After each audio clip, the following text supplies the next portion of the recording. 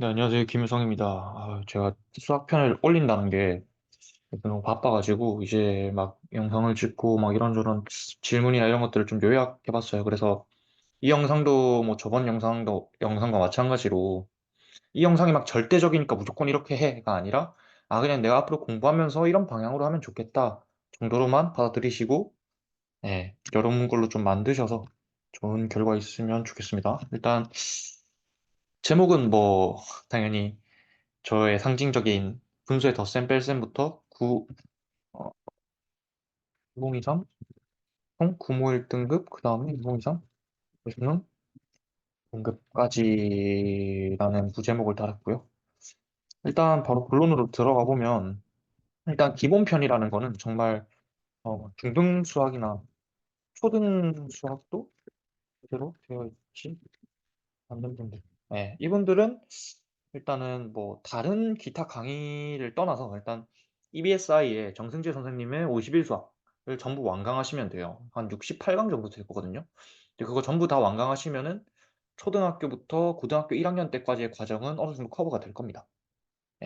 되고 또는 이투스 패스 있으신 분들은 이투스 패스에 정승재 선생님의 중등 수학 특강이랑 중등 도형 특강을 두 개 다 수강해 주시면 좋을 것 같습니다. 그리고 이렇게 이제 기반을 좀 다져 놓으신 분들은 일단 바로 고등 수학으로 넘어갈 건데, 고등 수학이라는 거는 고1 과정을 말하는 거고요. 고1 과정에서는 저는 개인적으로 물론 뭐 다른 선생님들 강의도 있지만 저는 뭐 항상 정승재 선생님을 들어왔어서 정승재 선생님을 좀 기준으로 하면 정승재 선생님의 수능에 꼭 필요한 수학을 하시면서 센 문제집 수학 상하를 같이 병행하시는 걸 꼭 추천드립니다. 요즘 사실 저 때까지만 해도, 그러니까 2023 수능이죠. 2023 수능 때까지만 해도 고등 수학의 중요성이 그렇게 강조되지 않았어요. 근데 작년 6월 구모 수능만 보더라도 고등 수학, 그러니까 지금 고1 과정의 수학들이 굉장히 많이 아이디어들이 사용되고 있거든요. 그래서 여러분들도 올해 만약에 하게 된다면 센 수학 상수학과는 꼭 같이 병행하셔라 라는 것을 말씀드리고 싶어요. 여기 나와 있지만 별도의 문제집인 센을 함께 병행하는 걸 반드시 추천드려요. 그리고 이 과정이 다 끝나면 이제 수학 1, 수학 2 이제 실질적인 수능 출제 범위에 이제 들어가는 거죠. 개인적인 의견이지만 당연히 수학 1을 먼저 하는 게 나을 것 같고요. 왜냐하면 수학 1에 있는 내용들이 수 2에서 나오는 경우도 종종 있기 때문에 되도록이면 수원부터 하시고, 그 다음에 이거 많이 물어보셔가지고 굳이 저는 개인적으로 센 수원 수투를 풀 필요는 없다고 생각해요. 왜냐하면 선생님들 개념 강의에 워크북이 다 포함되어 있어요. 그 워크북은 거의 다 문제풀이용 워크북이거든요. 그래서 워크북이 다 포함되어 있기 때문에 그 워크북으로만 문제풀이를 진행하셔도 큰 문제는 없다고 생각합니다.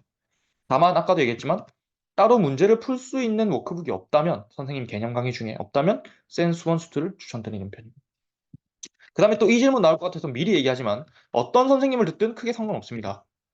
다 인정받고 다 유명하신 선생님들이에요. 다 능력 있으신 선생님들이고. 따라서 인강 수강 후의 학습 방법, 내가 어떻게 공부하고 뭘 공부하는지가 훨씬 더 중요하다는 거. 그래서 뭐 누구를 들어라, 뭘 들어라고 얘기는 하지 않을 거예요.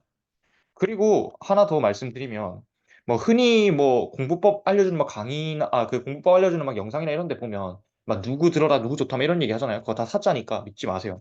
그분들 다 예, 말은 안 하겠지만 그렇게 막 공부 방법이나 이런 것들 강요하거나 뭐 이걸 누구를 들으면 무조건 1등급이 나온다, 무조건 100점 나온다, 뭐 이런 것들 하는 광고들 보면 되게, 저는 개인적으로 좀 그렇게 좋은 건 아닌 것 같아요. 그래서 나는 이 선생님을 들었는데 누구를 들어도 크게 상관없다는 거. 저는 일단 정승재 선생님이 커리를 들었습니다. 근데 또 뭐 다른 분들은 당연히 선생님 커리가 안 맞을 수도 있겠죠. 그럼 그 선생님은 뭐 다른 선생님, 내가 잘 맞는 선생님 커리를 따라가면 된다. 아까도 얘기했지만 본질은 그게 아니다.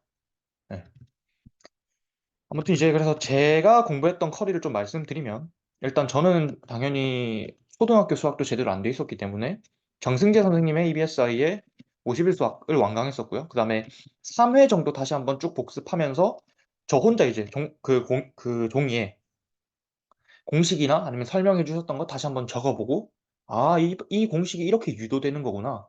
이 개념이 이런 거였어 하면서 스스로 한번 납득해보면서 적어보고, 이런 과정을 좀 거쳤던 것 같아요.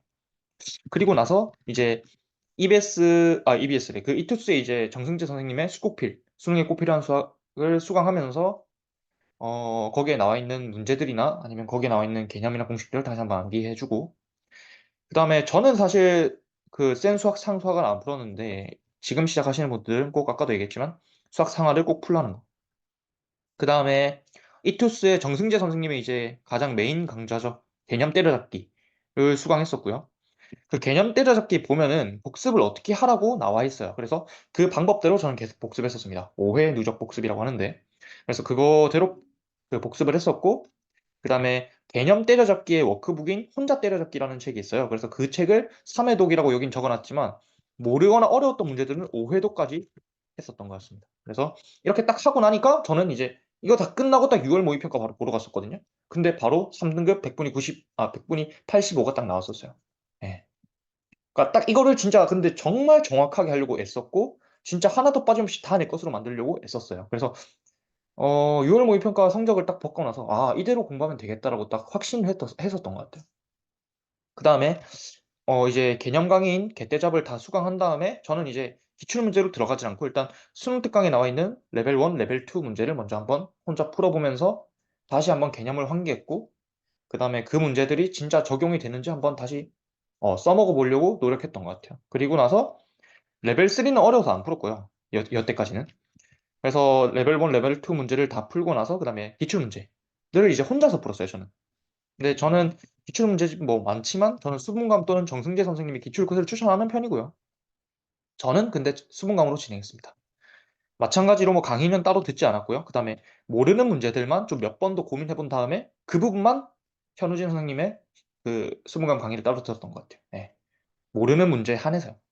내가 맞췄던 문제들은 그냥 해설 보면서 아 이런 방법으로 풀 수도 있겠구나 정도만 받아들였지, 그거를 막 강의까지 보면서 하진 않았었고요. 모르는 문제들만 선별해가지고 그 부분만 강의 들으면서 아 내가 이런 부분이 부족했네, 아 내가 이 조건은 이렇게 해석했었어야 되는데, 이런 것들을 좀 정리해뒀던 것 같아요. 그래서 여기 나와 있지만 강의 듣고 나서 내가 무엇 때문에 못 풀었고 어떤 개념이 부족했는지 이를 공책에 다 기록했었고, 매주 일요일 또는 토요일에 그걸 보면서 다시 한번 환기했던 것 같아요. 내 걸로 만들려고.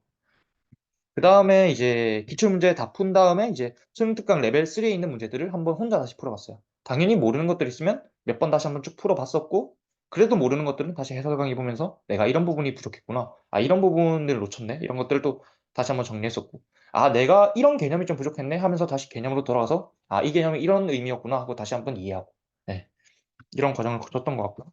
그 다음에 이거 딱 끝나고 났을 때는 아 정말 이제 약간 어느 정도 실력이 조금 많이 올라왔구나라고 생각을 했었고, 그 다음에 이제 본격적으로 엔제로 들어가게 됐죠.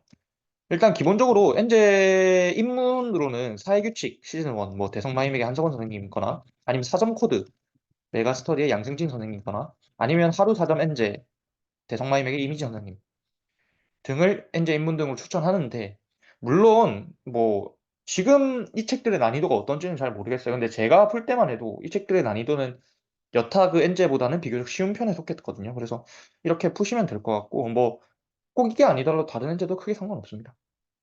그 다음에 위에 있는 문제집을 다 푼 다음에 그다음에 시중에 나와 있는 각종 엔제들 모의고사 한번 쭉 풀어봤죠, 다.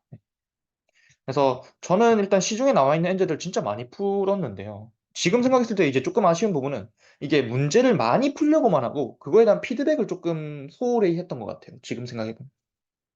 그래서 여러분들은 이번에 수능 보시는 분들은 좀 엔제 푸실 때도 뭐 양도 물론 중요하죠. 많이 풀어보고 새로운 문제들을 다양하게 접근해보는 것도 물론 중요하겠지만 피드백을 좀 확실하게 하는 게 좋을 것 같아요. 그러니까 내가 어떤 부분이 어떻게 부족해서 틀렸는지, 그리고 어떤 조건에서 어떻게 해석을 해야 되는지, 이런 것들을 좀 잘 정리하시고 내 걸로 만드시는 게 양을 늘리는 것보다 좀 더 중요하지 않을까? 개인적으로 그렇게 생각합니다.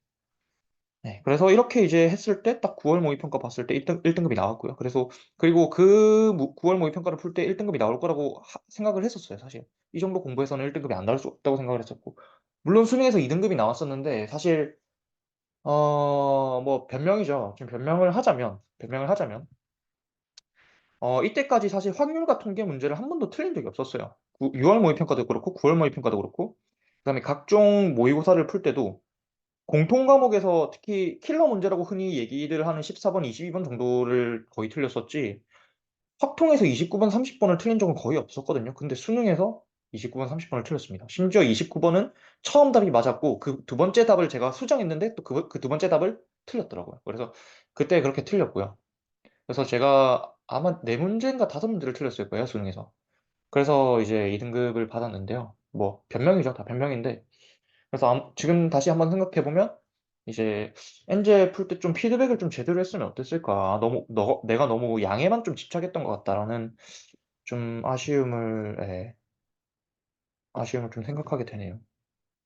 예, 아무튼 그래서 좀 저는 이렇게 이제 공부를 했다. 이거를 좀 아시면 될 것 같고요. 그다음에 엔제가 이제 뭔지를 모르시는 분들이 있어서, 엔제가 뭐냐면 좀 선생님들께서 직접 만드신 문제집을 말해요. 뭐 기출 문제나 뭐 이런 것들이 아닌, 교육청 문제나 이런 것들이 아닌 선생님들께서 직접 만드신 문제들을 말하는 거라고 아시면 돼요. 엔제라는 게. 그다음에 자주 나오는 질문들을 조금 정리했어요. 특히 수학에 관해서. 이거 얘기하기 전에 일단 뭐 시중에 나와 있는 공부법, 뭐 흔히 얘기하면 뭐 석가남이라고, 서울대 까는 남자라고 유튜브 하시는 분도 뭐 수능 공부법을 찍으시고, 그다음에 뭐 다른 분들도 수능 공부법을 찍으시지만, 개인적인 의견입니다. 이거는 개인적인 의견인데, 그분들이 말씀하시는 그 공부법은 전혀 우리에게 통하지 않습니다. 왜냐? 그분들은, 서울대 출신들 혹은 의치안 출신들은 어릴 때부터 선행을 이미 다 끝낸 사람들이에요. 사교육에 몇백, 몇천을 꼬라박으면서 공부했던 사람입니다. 그러니까 그분들의 중 1, 2, 3 과정이 우리의 생각으로는 도저히 납득하지 못하는 과정들을 이미 거쳤을 거라고요. 그러니까 그분들이 하시는 공부법을 무지성으로 받아들여서 내 걸로 만들면 안 돼요. 그분들이 이렇게 했다고 내가 그렇게 한다고 서울대를 가나? 아, 절대 못 가거든요, 어차피. 그러니까 그분들 거를 무지성으로 받아들여서 그걸 내 걸로 만들어야겠다. 아니요, 절대. 그렇게 공부하시면 안 됩니다. 그래서 그 사람들은 애초에 못 해본 적이 없었던 사람이기 때문에, 없었던 사람이기 때문에 너무 무지성으로 좀 받아들이지 말라는 거. 차범근 감독님이 공은 되게 잘 차셨지만 감독으로 성공하신 분은 아니죠. 어, 그것만 보더라도 내가 직접 하는 거랑, 그다음에 내가 가르쳐 주는 거랑, 그다음에 내가 또 밟아왔던 과정들이랑 이런 것들은 또 다 별개의 문제라고 생각을 합니다. 그렇게 생각을 하고, 그다음에 당연히 제가 말하는 것도 선별적으로 받아들여야 되겠죠. 사람마다 상황도 다르고 지능도 다르고 의지도 다르기 때문에 일괄적으로 그냥 제 거를 무작정으로 보고 아, 저렇게만 해야지, 안 돼요. 그것도 당연히 안 됩니다. 그냥 아, 내가 앞으로 공부할 때 저 정도는 참고해야겠다, 이 정도만 그냥 받아들이시면 좋을 것 같아요. 자, 이제 그래서 본격적으로 자주 나오는 질문들 좀 정리해봤는데, 일단 이거 많이 물어봤어요. 수학 문제 풀 때 고민 몇 분까지 해야 되냐? 아니, 사람마다 다르죠. 근데 개인적으로는 한 문제당 7분 정도 고민하면 충분하다고 생각하고요. 다만 이제 7분을 고민하고 바로 해설지로 가는 사람이 있고, 7분을 고민하고 그냥 다른 문제로 넘어가는 사람들이 있어요. 근데 저는 후자에 속했거든요. 저는 이제 7분 고민해보고 그냥 안 풀리면 내가 지금 아직 개념이나 어떤 생각의 재료가 부족한가 보다 하고 그냥 별표 치고 넘어갔어요. 왜? 해설은 거의 안 보려고 노력했는데, 왜냐면 뭔가 해설을 보면 내가 공부할 거리가 뭔가 뺏기는 느낌이야. 그리고 내 생각의 재료가 뭔가 강탈당한 느낌이 드는 거예요. 그리고 결국 그거를 발견하는 게 수능 수학 공부의 핵심이라고 생각하는데, 뭔가 그걸 뺏기는 기분이 되게 불쾌했어요, 저는. 그래서 해설은 일단 거의 안 보려고 노력을 했고, 그래서 제가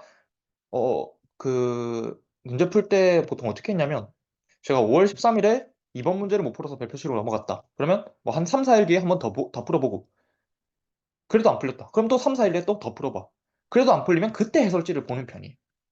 그렇게 많은 고민을 해본 끝에 해설지를 보게 되면 내가 얻어가는 것도 당연히 많을 거고, 내가 어떤 부분이 어떻게 부족했는지를 확연히 알 수 있어. 이게 진짜 고민의 시간과 비례한다고 생각하거든요. 그래서 해설지를 보고 내가 생각하지 못했던 아이디어나 발상, 혹은 뭐 조건 해석 등은 이제 공책에 직접 정리해두고 자주 보면서, 아, 이런 표현이 등장했을 때는 대칭 이동으로 해석을 해야겠다. 아, 이런 표현이 등장했을 때는 평행 이동으로 해석을 해야겠다. 이거는 점대칭이구나. 아, 얘는 내분과 외분을 말하는 거구나. 이런 식으로 조건을 해석해놓고 그 다음에 자주 보면서 아, 그거구나 하면서 스스로 납득했던 것 같아요. 그 다음에 셀을 꼭 풀어야 되냐? 이것도 뭐 질문이 많았는데, 고등수학 특히 수학 상하를 풀 때는 당연히 센이 있으면 좋겠죠. 그리고 저는 개인적으로 필수적이라고 생각하고. 근데 이제 수완수 2를 풀 때는 굳이 아까도 얘기했지만 굳이 센을 풀 필요는 없을 것 같다는 거. 그다음에 강의 듣는데 시간이 너무 오래 걸린다. 이거 어떻게 하냐라고 물어보는 사람들이 되게 많은데요. 특히 이제 공부를 처음 시작하시는 분이나 이제 공부를 오랜만에 시작하시는 분들이겠죠. 근데 이건 너무 당연하지 않나요? 당연히 기초가 없고 기반이 없으니까 오래 걸릴 수밖에 없죠. 그걸 인정해야 돼요. 마음이 조급해서 대충 넘어가면 2025 수능 성적표에 딱 5, 6등급이 찍혀 있을 거거든요. 그러니까 지금 제대로 다지고 가야지 지금 대충 해놓고 어떻게든 되겠지 하고 비벼서 가려고 하면 어차피 안 돼요. 그러니까 천천히 나가더라도 제대로 이해하고 완벽하게 내 걸로 만드는 걸 목표로 하면서 공부를 하시면 좋을 것 같아요. 아니, 저는 연수의 신에서도 얘기했는데 50분 강의를 진짜 3시간 사용한 적이 적지 않다. 이거 근데 누구나 다 그럴걸요, 아마. 수학을 잘 못하시는 분들이랑. 저도 수학적 재능이 전혀 없었던 사람이라서. 근데 그냥, 내가 부족하구나 하면 하고 넘어가는 거예요, 계속. 쭉쭉 나가는 거야. 그거를 막 스트레스 받아가면서, 진도가 너무 느리니, 너무 시간이 오래 걸리니, 이 누구한테 투정 부리는 거예요? 뭐 어떻게 해줘, 그럼 내가. 예. 그냥 뭐 인정하고 계속 해야지. 그 다음에 발상 노트라는 게 뭔지, 그리고 어떻게 작성하는 건지에 대해서 물어보시는 분들도 많은데, 저는 그 유튜브에 땅우쌤의 발상 노트를 되게 많이 참고했었고요. 그래서 궁금하면 땅우쌤의 발상 노트를 검색해서 꼭 한번 보시고 직접 한번 해보시면 좋을 것 같아요. 네. 발상 노트라는 거는 별거 없어요. 그냥 내가 문제 풀면서 놓쳤던 조건들이나 아니면 내가 놓쳤던 아이디어나 어떤 핵심 개념들이나 이런 것들을 다시 한번 정리를 해보는 거죠. 문제마다. 네. 모르는 문제에 한해서요, 저는. 그렇게 공부했었고요. 이거 그리고 발상 노트를 보여드리고 싶은데 찾아보니까 없더라고요. 지금 다 버려가지고. 네. 그 다음에 또 수학 개념 노트라는 게 뭐냐 또 이렇게 물어보시는 분들도 있는데 저는 개념 강의를 듣고 휘발되는 게 너무 싫어서 기록하면서 이해하고 외우는 편이거든요. 그래서 강의 듣고 나서 방금 강의 들은 거를 그 책 덮고 나서 방금 강의 들은 거를 다시 한번 공책에 적어보는 거예요. 네. 적어보면서 이 개념이 이런 거구나. 이 공식이 이렇게 도출되는 거구나를 다시 한번 이해하는 과정을 거쳤어요. 공책에 쓰면서. 네. 그렇게 강의를 내 것으로 만들기 위해서 쓰고 외우고 다시 한번 책에 있는 걸 읊조리면서 설명해보고 화이트보드에 다시 한번 또 적어보면서 개념을 계속 내 걸로 만들려고 노력했어요. 그래서 너무 거창한 것이라고 생각하지 말고 그냥 내가 배운 거를 다시 한번 내가 직접 써본다는 생각으로 쓰시면서 공식의 유도 과정이나 아니면 핵심 개념들을 다시 한번 내가 재환기하면서 이해하는 과정이라고 그냥 생각하시면 될 것 같아요. 다만 아까도 얘기했지만 저는 쓰면서 외우는 걸 좋아했고 쓰는 게 아무래도 기억에 오래 남기 때문에 이런 거를 선택했을 뿐이거든요. 뭐든 상관없어요. 그 다음에 수학 노력하면 되냐? 저는 개인적으로요. 그 수학적 재능이 진짜 전혀 없는 사람이라고 생각하거든요, 제가. 완전 문과 성향인 사람인데. 그래서 분수에 덧셈 뺄셈도 제대로 사실 몰랐으니까 수능 공부할 때 얼마나 베이스가 없었겠어요. 그리고 수학 과외를 처음에 하려고 했었는데도 이제 뭐 시범 과외로 오시는 분이나 이제 학원에 갔을 때 이걸로는 수능을 볼 수가 없다. 못 가르치겠다. 이렇게 해서 그냥 가신 분들도 많고 수업이 어렵겠다고 하시는 분들이 거의 대부분이었거든요. 근데 그럼에도 불구하고 이제 저는 그냥 포기하지 않고 50일 수학부터 하나하나 다시 보면서 이해하고 납득하고 개념을 씹어가면서 내 걸로 만들려고 노력하고 애썼어요. 애썼어요. 정말 애썼거든요. 그래서 하면 된다. 이런 사람도 9등급에서 확통 구모에서 1등급 받았고 수능에서 2등급 받았다. 그래서 그래도 이름 있는 학교에 합격했다. 뭐 제가 특별하거나 머리가 좋은 게 절대 아니다. 그냥 우직하게 앉아서 요령 피우지 않고 모르는 걸 그냥 넘어가지 않고 이 모르는 걸 내가 완벽하게 이해할 때까지 노력하고 애쓰고 그 다음에 그 고통스럽고 인고의 과정을 그냥 거쳤을 뿐이에요.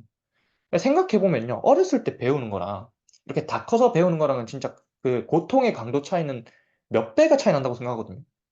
네. 그러니까 뇌가 말랑말랑할 때 이걸 배우는 거랑 뇌가 확실히 굳은 다음에 이걸 배우는 거랑은 정말 천지 차이예요. 그래서 여러분들은 어릴 때 배우는 거랑 지금 배우는 거랑 확실히 다를 거예요. 내가 고통스러운 그 고통의 정도도 당연히 다를 거고. 그래서 그거를 잘 버텨내셔야 수학에서 원하는 등급을 받을 수 있지 않을까. 저는 수학이 제일 어려웠고요. 수학이 성적 올리기가 제일 힘들었고, 제일 고통스럽고, 답이 안 보였어요, 사실. 근데 그럼에도 불구하고 원하는 대학에 합격하는데 수학 성적이 큰 문제는 되지 않았다는 거를 다시 한번 말해드리고 싶네요. 그래서 예, 제가 얘기한 거를 조금 잘 정리를 하셔가지고, 아, 그냥 저 사람은 저렇게 해서 공부를 했구나. 나도 이런 걸 좀 참고해서 내 걸로 만드는 게 좋겠다 하는 부분이 있으면 참고하시고, 그 다음에, 아, 이런 부분은 좀 굳이 필요 없는 것 같은데 하면 또, 그냥 여러분 원하는 대로 하시면 되고. 예, 그래서 그런 잘 선별하셔서 자기 걸로 만드는 게 좋을 것 같고요.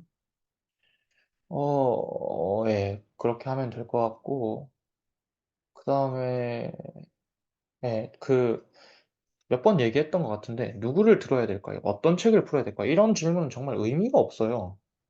정말 의미가 없어요. 그러니까, 그때도 얘기했지만, 1등급이 100명이면, 100명 다 다른 방법을 적용했을 거고, 다 다른 책으로 풀었을 거고, 다 다른 인강을 들었을 거란 말이에요.